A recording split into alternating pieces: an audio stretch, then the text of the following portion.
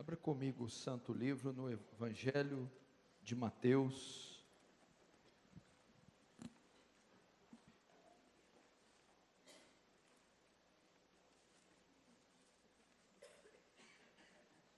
Capítulo 5.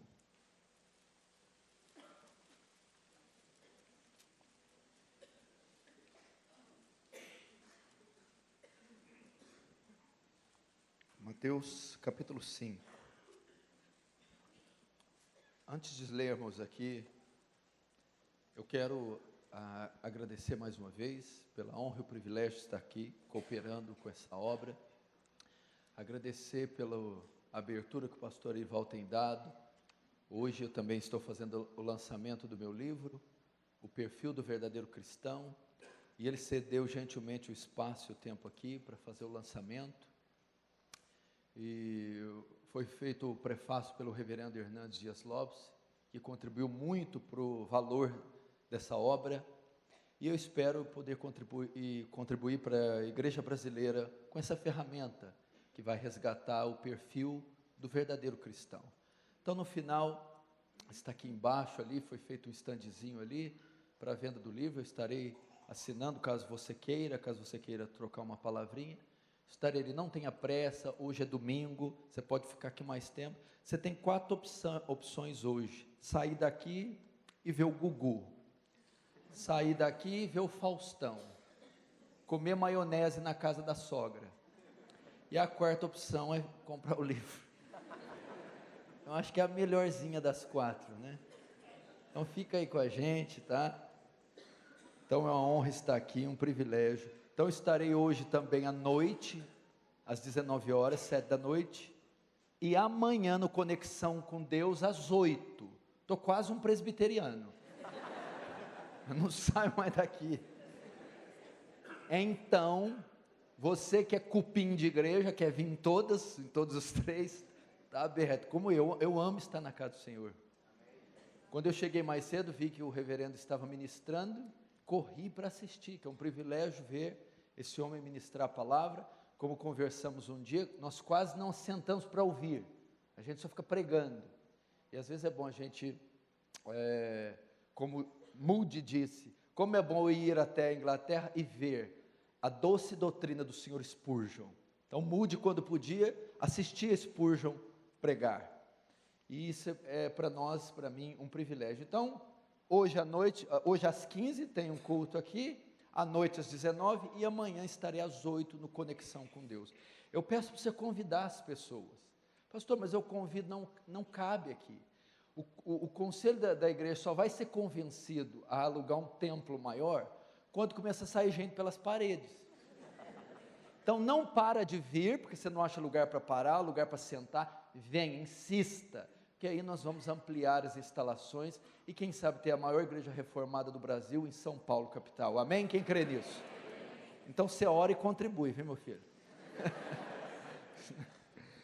Capítulo 5 e verso 13, vamos ver o que diz a palavra do Senhor. Vós sois o sal da terra. Ora, se o sal vier a ser insípido, como lhe restaurar o sabor?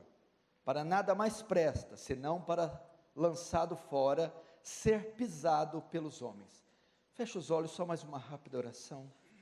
Pai Santo, como já tem glorificado o Teu nome através dessas reuniões, glorifica ainda desta vez, Senhor. O principal personagem deste evento, deste culto, é o Teu Filho. Que nós diminuamos, que Ele cresça, que Ele receba glória, que nenhuma carne se glorie diante dEle, que tudo que for feito nessa instituição, quer por palavra falada ou escrita, vise a glória do Teu nome e o avanço do Teu reino, que sejamos apenas servos inúteis, Senhor, homens fracos e patéticos, na mão de um Deus poderoso e misericordioso. Por isso, nessa manhã, despeja da sua graça, gloriosa e abundante, faz Teu reino avançar, nos conforma à imagem do Seu Filho, e receba glória para si, em nome de Jesus, amém. Presta atenção aqui, eu tenho pouco tempo, a proposta é até meio-dia, mas caso eu vá até 10 para 1, você não ache ruim não. Presta atenção, eu vou fazer menção aqui de algo que está escrito no livro que eu escrevi. Não sei se eu vou poder fazer a exposição das bem-aventuranças, creio que o tempo não vai ser oportuno, todavia eu farei na parte da noite, então darei uma pequena introdução. Presta atenção, que palavras são essas que eu acabei de ler? Quem disse essas palavras? Aonde foram ditas? Esse texto que eu li, o verso 13, foi extraído do maior sermão já pregado aqui nessa terra. Foi pregado pelo maior pregador de todos os tempos. Este sermão é o Sermão do Monte. Este pregador se chama Jesus Cristo, o Filho de Deus, o meu e o seu Salvador. Ele pregou em um monte, não se sabe com precisão que monte foi esse. Mas o que significa este sermão? O reino de Deus havia chegado na terra. O reino havia chegado. Junto com o rei do reino havia chegado, Jesus Cristo. E agora era necessária a constituição do reino, a lei do reino. É nisso que consiste o Sermão do Monte, do capítulo 5, 6 e 7 de Mateus. É a constituição, a lei do reino, que agora foi instaurado. O Sermão do Monte mostra o elevado padrão que deveria andar aqueles que nele ingressassem. É o código moral do reino de Deus, é o código da igreja e o padrão elevado que o crente, o novo convertido, deveria andar. O verso 13 diz o quê? Ele faz uma afirmativa: vós sois o sal da terra. O grego aqui dá a ideia de imperativo, vós sois, não quer dizer vós sereis, ou vós podeis ser, vós sois. Quem são esses? A quem Jesus está dirigindo essa palavra? À igreja, aos discípulos, aos conversos. Vós sois o sal da terra. O grego vai mais longe ainda, diz que vós, e somente vós, e ninguém além de vós, sois o sal da terra. Somente o crente, ninguém além do crente, é o sal da terra. O que Jesus estava querendo dizer ao afirmar que nós somos o sal? Você sabe que ele faz uso de muitos exemplos, e de muitas metáforas e parábolas, para trazer um ensinamento. O sal naquela época, assim como hoje, mas principalmente naquela época, ele tinha propriedades que servia para duas coisas pelo menos: para dar sabor aos alimentos e para evitar a corrupção. Então, quando se prepara um alimento, o sal é atirado numa carne, num cereal, numa verdura, em um legume, para que dê sabor, para que o sabor se acentue. Logo aquele alimento deixa de ser insonso e fica saboroso. Os métodos de preservação de alimento naquela época também não eram bons. E o sal era usado principalmente nas carnes, porque ele colocado em grande quantidade, evitava que o alimento apodrecesse. Era o método de conservação, de preservação do alimento. A carne contém germes, que com o passar do tempo levam à putrefação. O sal atirado contém a ação daqueles germes conservantes. Você pode ver isso no bacalhau, na carne seca, por exemplo. Consegue ficar fora de um refrigerador muito tempo, sem que se decomponha, sem que apodreça. Para isso, a Bíblia diz aqui: se o sal for insípido, para mais nada presta, a não ser para ser lançado no chão, e atirado no chão e pisado pelos homens. O sal, para dar sabor e para evitar da corrupção, ele precisa ter propriedades oriundas do sal. Ele tendo essas propriedades, ele é de fato sal, e então ele dará sabor e conservará os alimentos. Por que Jesus nos compara ao sal? Por que ele nos chama de sal? Ele não está dizendo que o crente pode ser, que o crente deverá ser, que talvez esse seja, que todo crente é sal, e ninguém além do crente é sal. Porque o crente, enquanto vivo, ele tem funções na terra. Você não está aqui por acaso. Você não está aqui para ver a banda passar. Você não está aqui para ver um cristianismo passivo, indiferente. Você está aqui por uma função específica. Você não se converteu. Olha que coisa interessante. O Dr. Lloyd Jones, escrevendo seu livro, ele fez a exposição. Ele diz: por que nós não nos convertemos e imediatamente vamos ao céu? Nós deveríamos nos converter hoje e amanhã já ir ao céu. Já acabou a nossa função, nascemos de novo, fomos resgatados, temos novos céus e nova terra. Por que então, depois de receber um novo coração, uma nova mente, o Espírito Santo, continuamos aqui? Nós estamos aqui porque somos os agentes que beneficiam esse mundo com a nossa nova natureza. Nós ficamos aqui porque temos uma obra, nós temos que influenciar, pregar, nós temos que beneficiar esse mundo com a nova natureza que a gente recebeu. Ou seja, Deus nos comparou o sal, porque primeiro, o sal dá sabor aos alimentos. O que significa isso? O crente está na terra para influenciar a terra. É o crente que dita regras, opiniões, é o crente que forma condutas.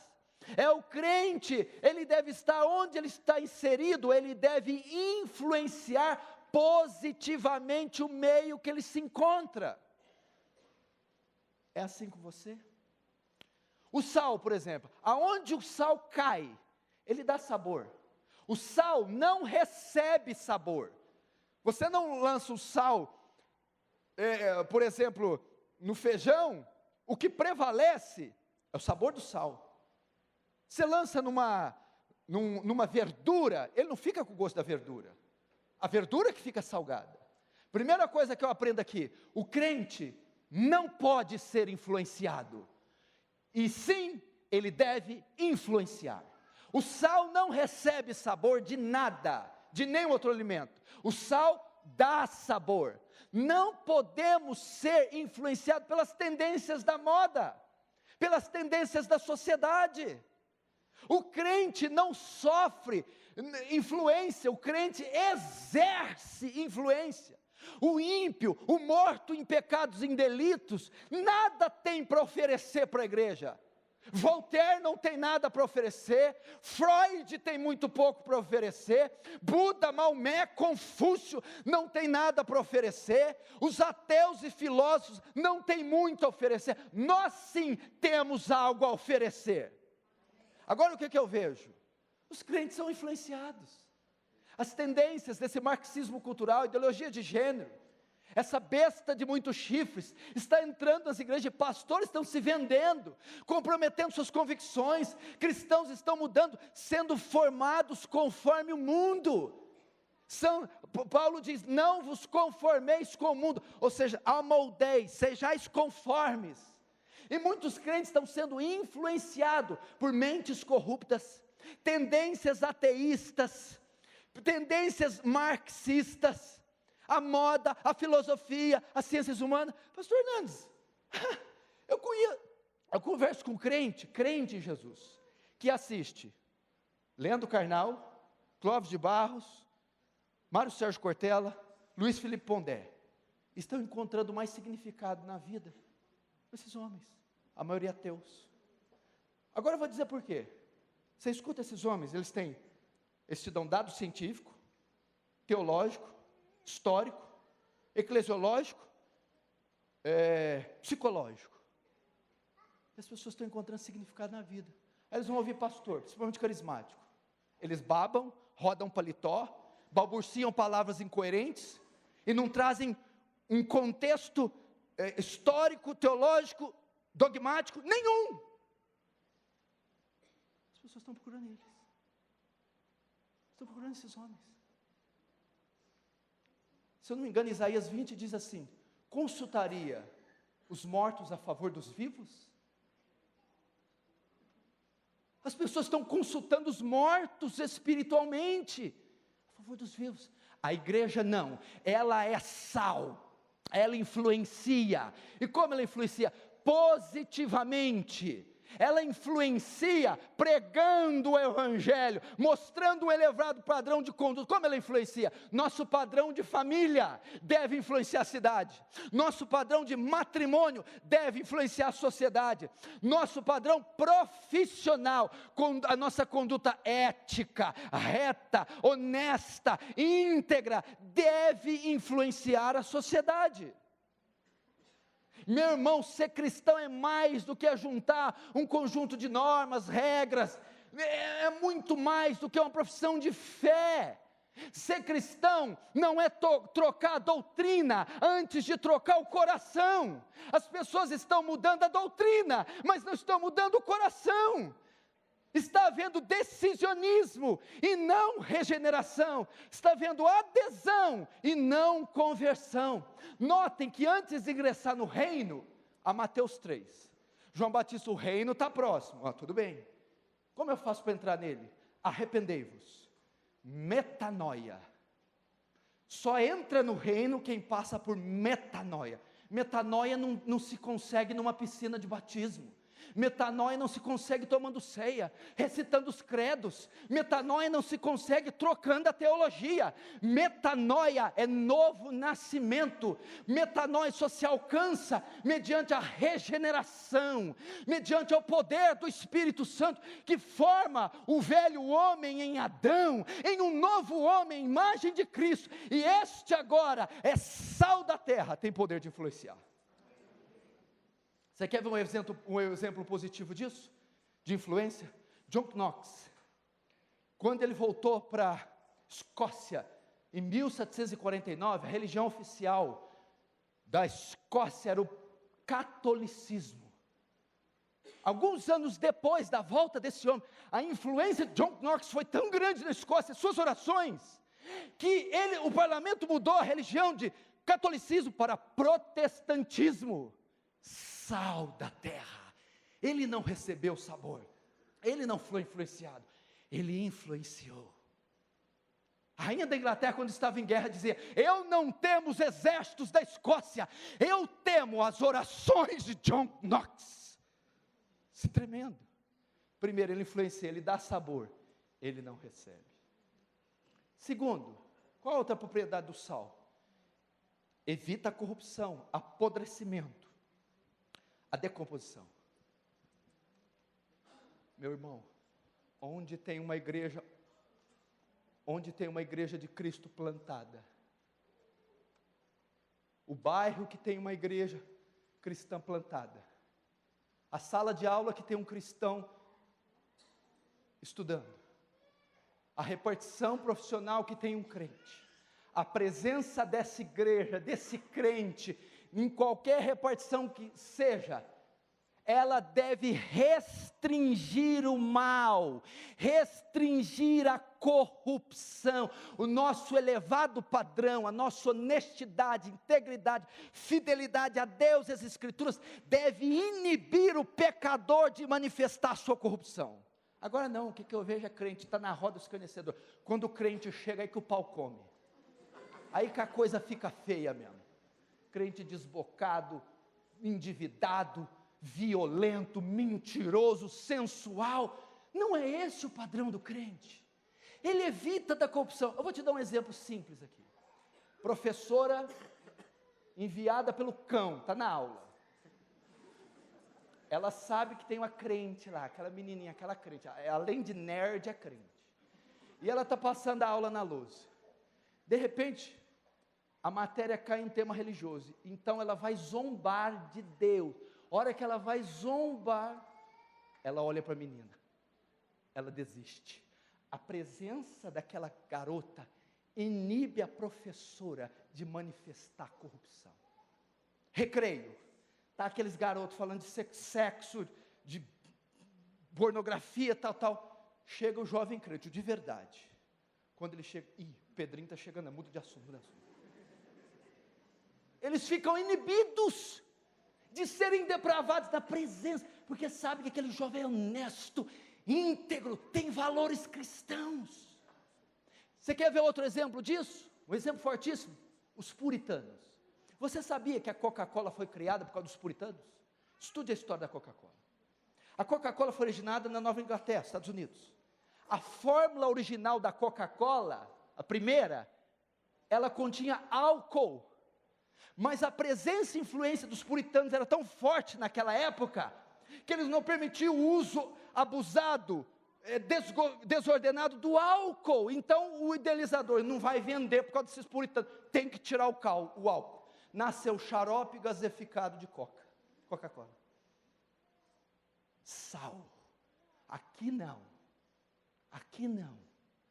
Os casamentos, a união homoafetiva, aborto, ideologia de gênero, marxismo cultural, deve ser refreado pela presença da igreja, a influência da igreja, a conduta, o testemunho da igreja. Essa é a função do sal.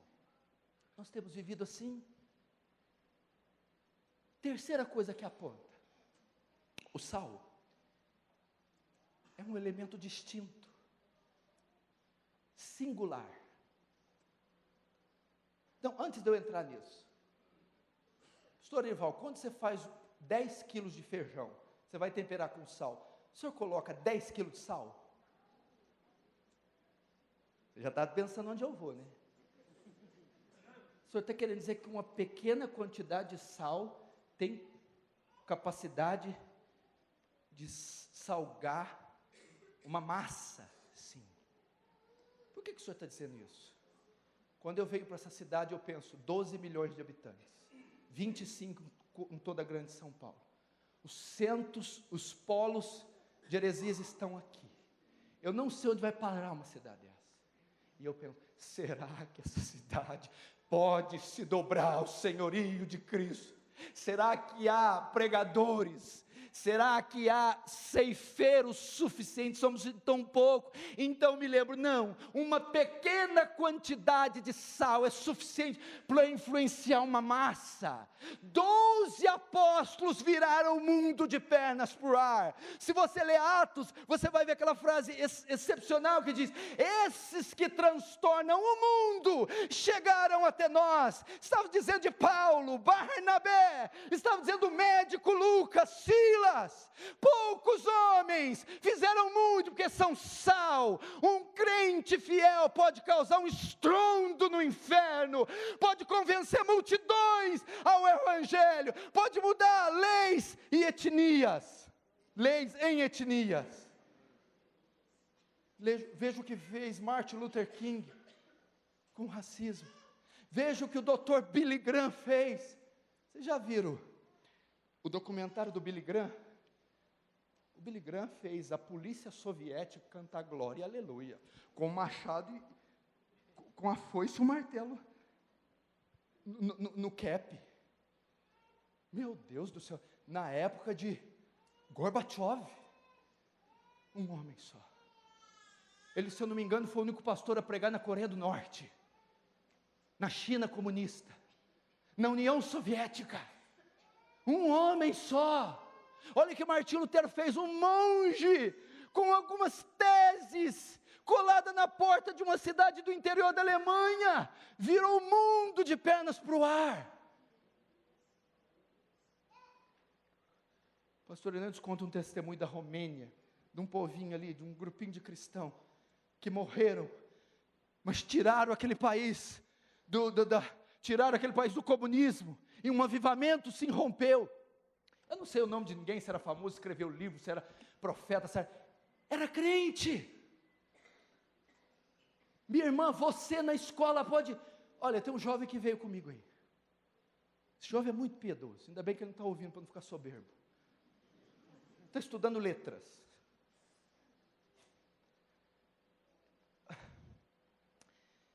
Ele estava trabalhando numa instituição com 2 lésbicas.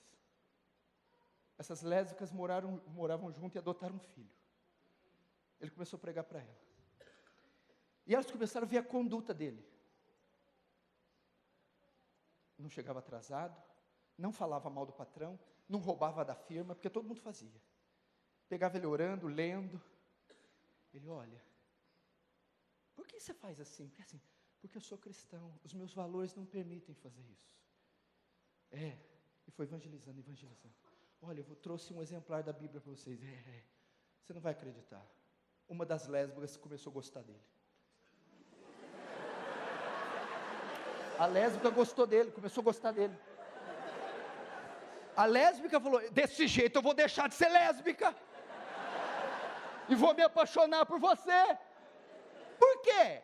Ele deu dinheiro, ele fez. Não, o seu testemunho, uma pitada de sal foi lançada naquela instituição, e a corrupção ali foi refreada. Ele exerceu influência, não foi ele que ingressou no homossexualismo, não recebeu o sabor. Foi o homossexual que estava ingressando no heterossexualismo. Era ele que estava sendo influenciado pelo testemunho daquele jovem de 20 anos. Maravilhoso ou não?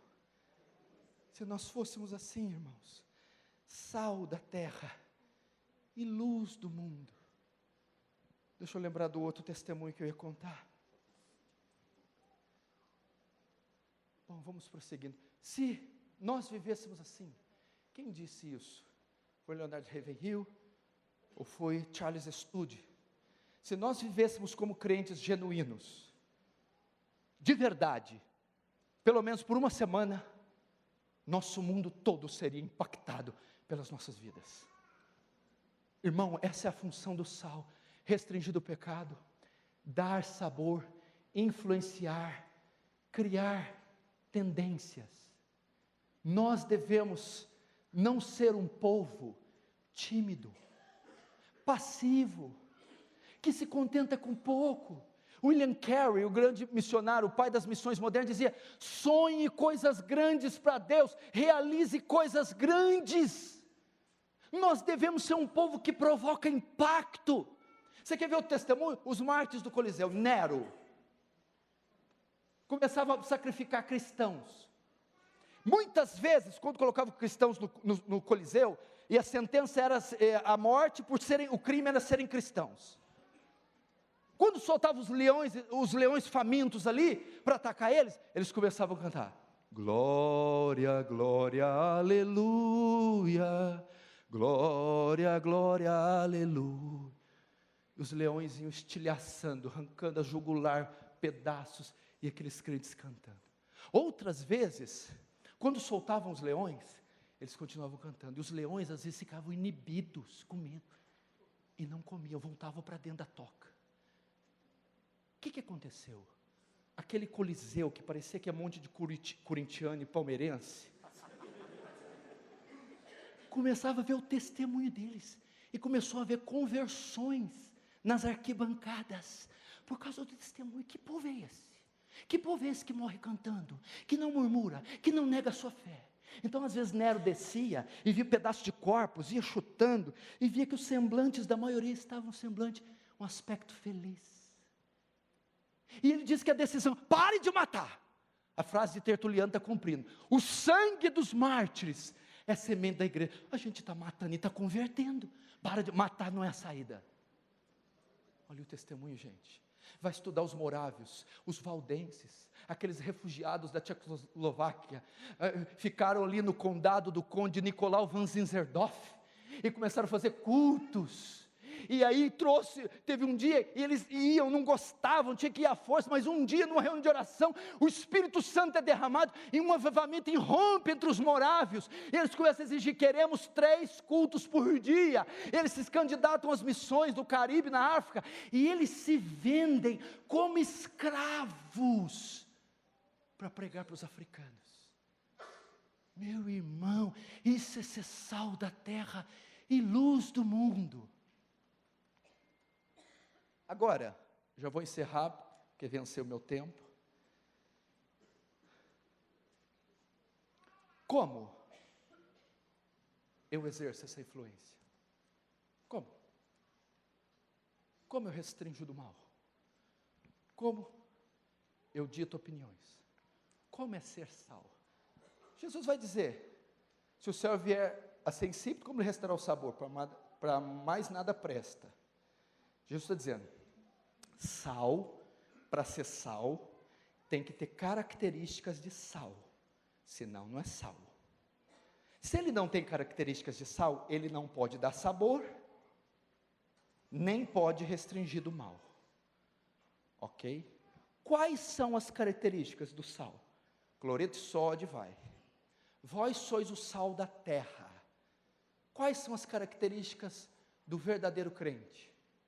Bem-aventurados os pobres de espírito, bem-aventurados os mansos, bem-aventurados os que choram, bem-aventurados os puros de coração, bem-aventurados os misericordiosos, bem-aventurados os pacificadores, bem-aventurados os perseguidos pela justiça. O 13 é apenas a conclusão das bem-aventuranças.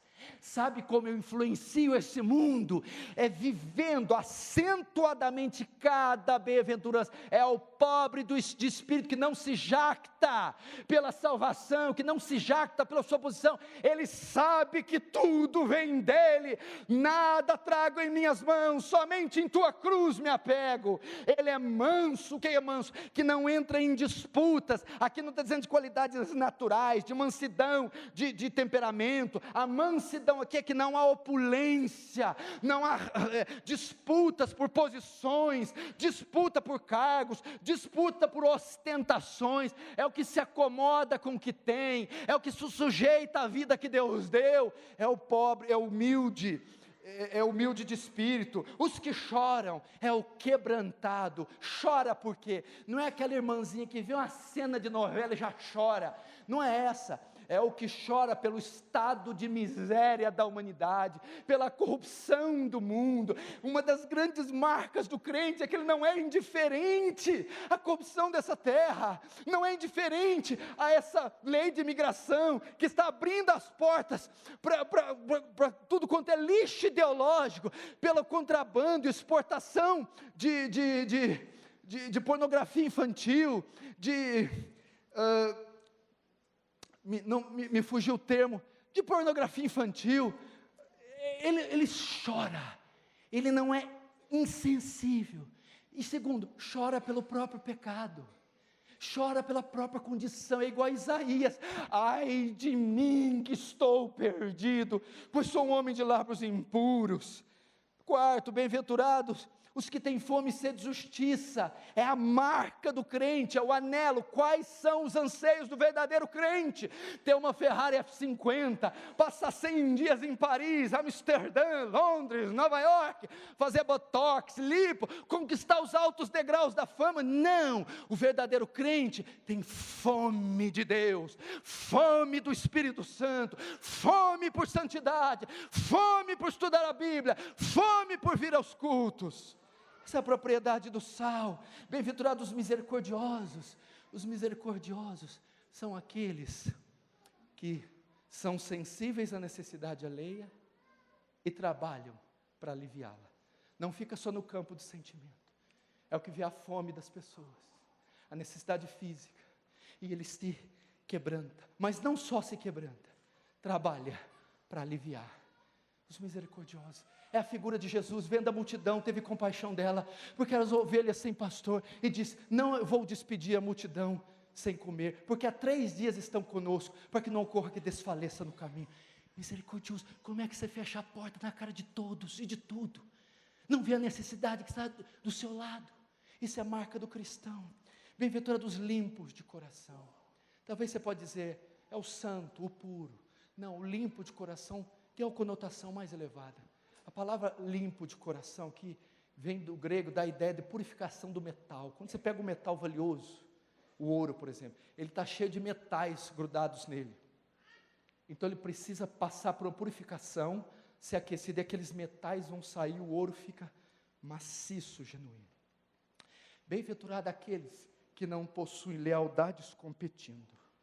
Particularmente, esse foi o texto que mais falou comigo na minha vida, nos 20 anos que eu sou cristão. Nenhum outro texto, nenhuma outra palavra falou tanto comigo quanto essa.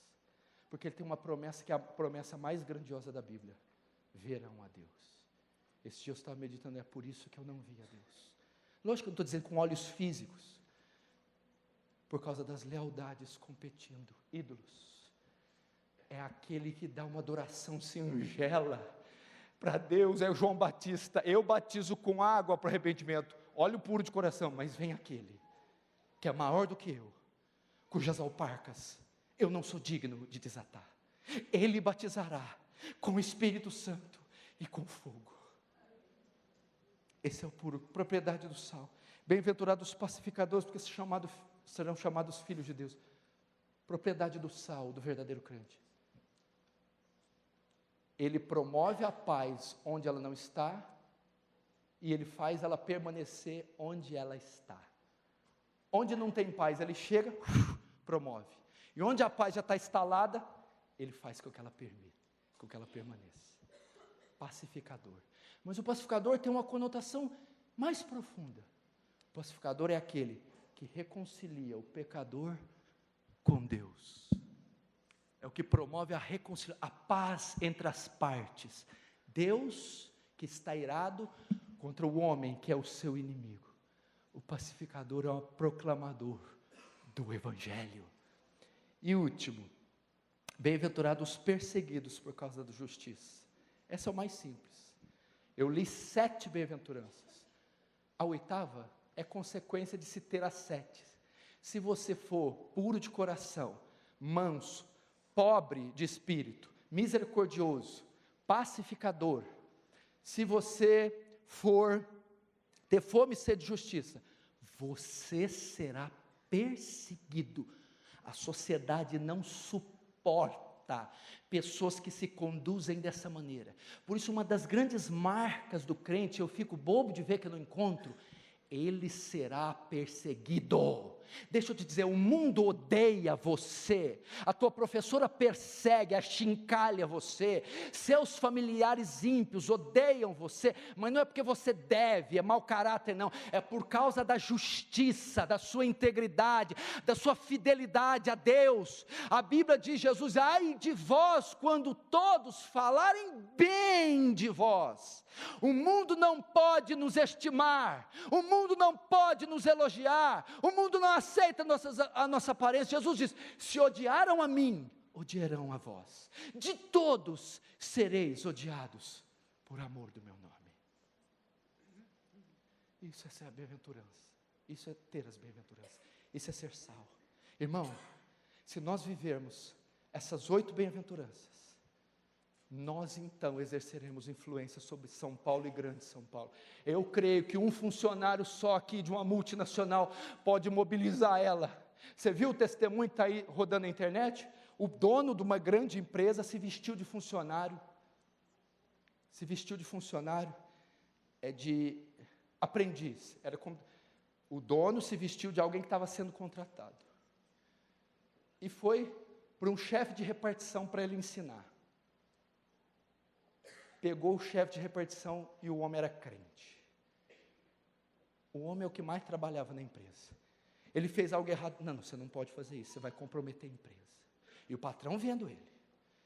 Olha, eu errei aqui, moço, não sei, o patrão fingindo. Não, vem cá, deixou o trabalho, teve paciência, ajudou ele assim, assado. Olha, vou dizer uma coisa, se você quer crescer aqui, você tem que ser honesto. Vamos para o patrão, para o dono da empresa. Você quer crescer aqui, você tem que ser honesto. Tem que respeitar o seu patrão. Não trapaceie, isso não está certo. O patrão foi lá, 2 semanas depois, chamou ele na sala. Senta aí, camarada. Lembra o cara que estava ensinando 2 semanas atrás? Era eu. Eu queria saber qual é o seu segredo. Eu fiquei emocionado com você. Eu nunca vi alguém tão leal, tão fiel, tão dedicado. Ele disse assim, é porque antes de obedecer o Senhor, eu obedeço o meu Senhor. Eu sou cristão. O patrão promoveu, o patrão começou a chorar, todo patrão que se expõe, começou a chorar, ficou comovido, promoveu esse homem, falou, você é digno de um cargo de extrema confiança nessa instituição. Um homem só dobra o império, igreja. Um pregador só põe a nação abaixo. Um pai de família santo influencia milhares. São Paulo não é maior que o Evangelho. São Paulo não é maior que a cruz de Cristo. São Paulo não é maior que o Senhor Jesus.